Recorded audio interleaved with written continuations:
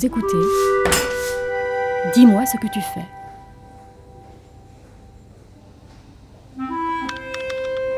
Conversation sur le travail. Au cœur de la fonderie.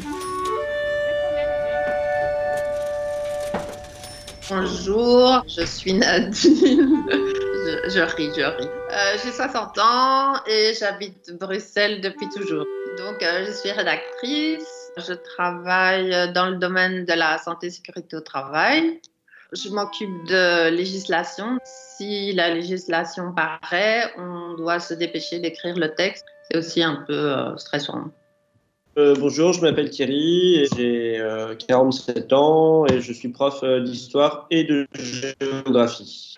Moi, c'est Bernard, je viens d'avoir 75 ans. Voilà près d'un demi-siècle que je construis mon job, qui est un job bénévole tout seul.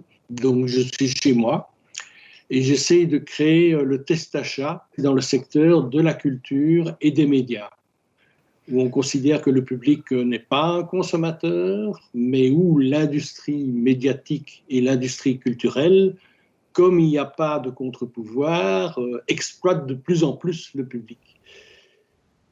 Je vais peut-être poser une première question, puisque je disais que moi je faisais ça bénévolement. J'imagine que les deux autres interlocuteurs ne le font pas bénévolement. Et je voudrais savoir si pour eux c'est un atout ou une difficulté. Oui, il est sûr que je travaille dans un certain cadre, c'est un cadre professionnel. L'expérience a fait que je m'arrête à un certain moment, parce que j'aurais tendance, une fois que je suis occupée, je veux terminer mon article, etc. L'expérience m'a montré que je vais me fixer des limites. J'ai eu un burn-out et donc c'est vraiment ça qui m'a montré comment il fallait mettre des limites. Est-ce que je peux poser une question à Bernard? Je voulais savoir pourquoi et comment tu t'étais lancé dans ce projet de prendre, si j'ai bien compris, la défense du public dans tout ce qui est culturel. C'est en fait parce que j'ai d'abord eu un premier job qui était journaliste freelance. J'ai pris conscience que comme journaliste, finalement, on ne parlait pas du tout des problèmes du public. Et donc, c'est là que c'est plus précisé l'idée. Il faut faire ce contre-pouvoir du public que personne ne fait dans les médias habituels. Allez, une bêtise. Personne n'a réfléchi pourquoi est-ce qu'on supprime le prix sur les affiches dans le monde culturel. Ça veut dire que quand on est devant un bistrot et qu'il y a deux affiches, on peut comparer les prix. Or, comparer les prix dans le domaine culturel est très important pour prendre conscience que certains sont très chers et d'autres pas, et entamer un combat à ce niveau-là. Mais c'est un seul exemple qui montre qu'il y a tout un énorme champ où le public n'a aucun droit, et du coup, il ne demande rien, et du coup, il y a de moins en moins de possibilités de résister à des évolutions économiques négatives. Quelles autres questions poser? Quelle qualité particulière vous avez ou quel défaut particulier vous est utile pour votre job? Je crois que le défaut qualité que j'ai, c'est que je suis entêtée. Ça m'aide beaucoup quand je trouve pas tout de suite la réponse, je vais chercher. Et aussi perfectionniste, ce qui fait que je relis quand même plusieurs fois, je check mes sources. Toujours contrôler ses sources. Je crois que Thierry doit aussi contrôler ses sources. Est-ce que c'est vrai? Tout à fait, c'est vrai. Mais évidemment, effectivement, puis on fait travailler beaucoup les élèves là-dessus. Après, pour revenir à la question initiale, celle de Bernard sur qualité et défaut, je dirais que la qualité que je pense avoir à peu près, puis que le métier m'a permis d'entretenir, c'est une forme de curiosité par rapport à la connaissance, continuer à lire, et ça c'est un truc que j'aime bien et que je pense que le métier m'a permis de garder en fait. Après, j'ai un défaut, j'ai beaucoup de mal à projeter sur le très long terme. Par exemple, un enseignant, il doit être capable le 1er septembre de rendre compte de tout ce qu'il va faire sur l'année de manière très échelonnée, etc. Pour moi, c'est vraiment une souffrance, ce truc.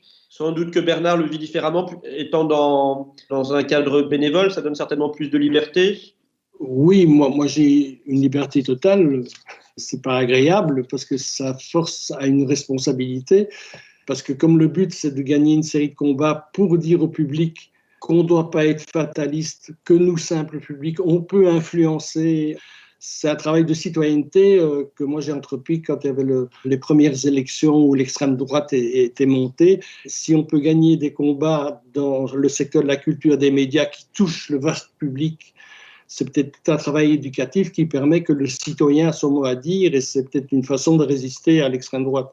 Ça, c'est le fond du travail. Et donc, ça exige dans ce métier, c'est une liberté totale, mais c'est une totale énergie. Mais je me propose maintenant de passer la parole à quelqu'un d'autre parce que je termine chaque fois et c'est moi qui dois poser les questions. Je vais passer la parole à Thierry pour qu'il pose des questions. Ouais, je veux bien en poser une. J'aimerais savoir comment est-ce que, travaillant tous les deux à partir de chez vous, comment est-ce que vous gérez la question des horaires? Est-ce que vous avez une grille que vous fabriquez? Est-ce qu'il y a des horaires auxquels vous vous tenez? En ce qui me concerne, on est lié quand même au planning des publications. Je suis toujours en retard. C'est ça aussi qui m'a rendue un peu malade. Dès le départ, je pars avec du retard parce qu'en fait, je suis la seule francophone dans l'organisation. Et donc, je suis responsable de tout ce qui sort du côté francophone. Et donc, j'essaye de me tenir à un horaire vaguement 9 à 17 parce que mes collègues travaillent pendant ces heures-là. Mais il est sûr que si je suis fatiguée, je vais peut-être commencer à 10 heures ou bien à 17 heures, je me rends compte que je vais pouvoir y arriver, que ça va se terminer cet article. Et alors, je continue à 18 heures, je suis encore là, c'est pas plus. Et si c'est vraiment, ça doit être pour le lendemain, là, je suis capable de travailler jusqu'à 20 heures, 21 heures. Je m'arrête pour faire à manger, je continue. Il y a vraiment cette idée du travail de bonne qualité à fournir dans un temps réduit, mais qui soit quand même de bonne qualité. Je crois que ça, c'est un aspect important. Moi, comme je suis tout à fait libre dans mes horaires, je ne me pose même pas ce genre de questions, mais la posant, je passe en fait mes journées à ma passion. Et hier soir, j'ai regardé un super documentaire sur Charlie Chaplin. Et donc, à un moment donné, ils disent que Charlie Chaplin imposait des prix d'entrée dans les salles de cinéma au début de sa carrière, très peu élevés pour le public. Ça me rappelle que dans mon prochain bouquin, je vais dire que Maxime Le Forestier faisait des prix à 150 francs belges et qu'il exigeait ça. Donc, je vais rajouter que c'est une longue tradition et que Charlot... Et donc, dans tous mes loisirs, tout le temps, je ne suis pas comme dans un boulot où on oublie pendant les heures de loisirs et on ne veut surtout pas penser au boulot à ce moment-là. Moi, c'est l'inverse dans les loisirs. Je collecte sans m'en rendre compte plein de choses. Donc, comme c'est chouette à faire, il n'y a pas d'ennui et donc on pourrait passer jour et nuit, mais quand même pas trop. Hein. Et toi, Thierry? Vous avez répondu tous les deux à mes questions, à ma question, celle de l'organisation. Moi, je peux en poser à nouveau une. La question des relations, en fait. Est-ce que vous avez l'impression que les différences de génération, c'est une source de complications, d'enrichissement? Enfin, je suppose les deux à la fois. Moi, j'apprends de mes plus jeunes collègues. Mes collègues sont aussi attentifs, puisque je suis plus âgée, à ce que je pense de leur travail. J'essaye toujours d'être positive. Et un autre truc qui me vient à l'esprit, c'est qu'à l'époque, j'avais un chef qui était au-dessus et qui gérait la publication. J'ai dû lui apprendre à dire merci.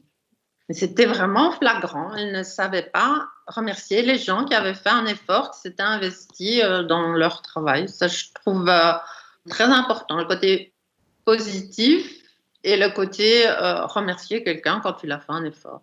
Est-ce que tes élèves ne sont pas aussi sensibles à ce point-là, Thierry?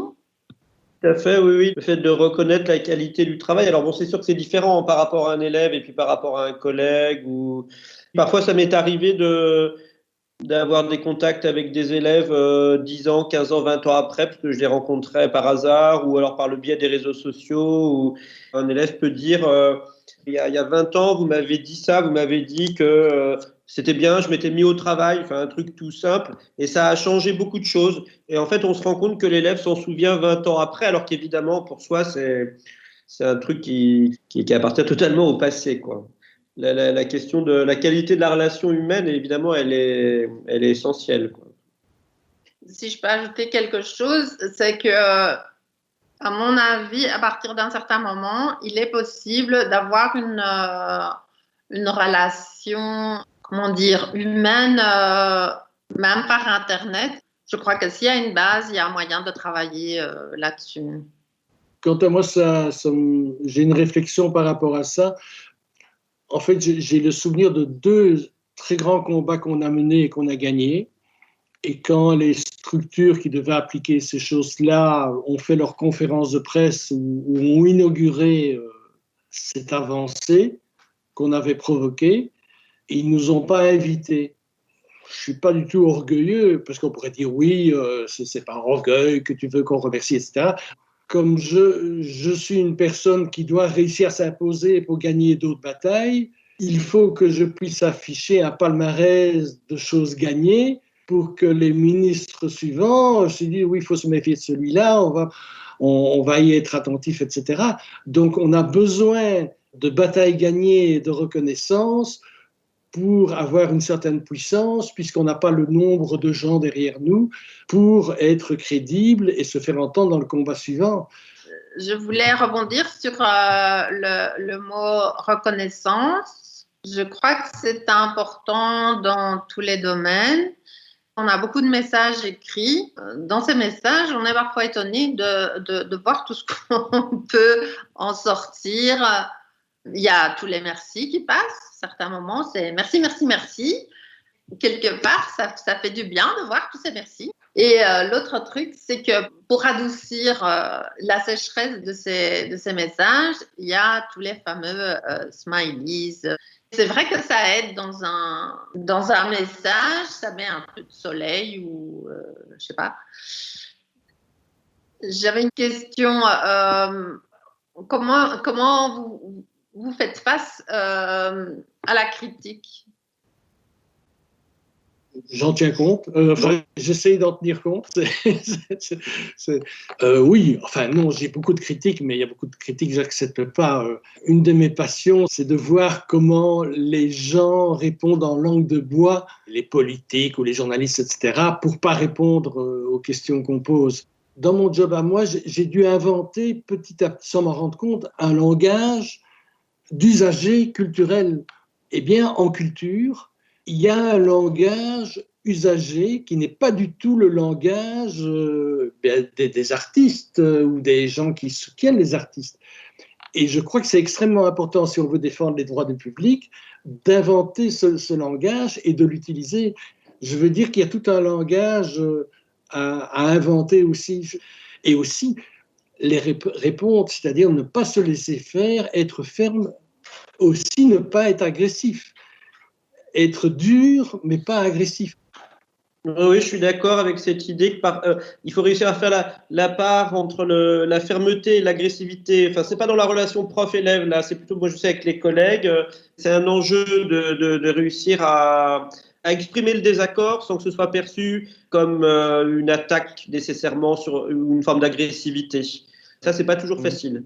Quand la relation de communication fonctionne bien au travail, c'est vraiment très satisfaisant. Le problème, c'est que ce n'est pas toujours le cas. Voilà, moi, je voudrais dire que je suis content d'avoir dialogué sur tous ces sujets avec Nadine et Bernard, et puis d'avoir pu rencontrer aussi 3 personnes organisatrices. C'était très chouette et c'est une chouette expérience, je trouve.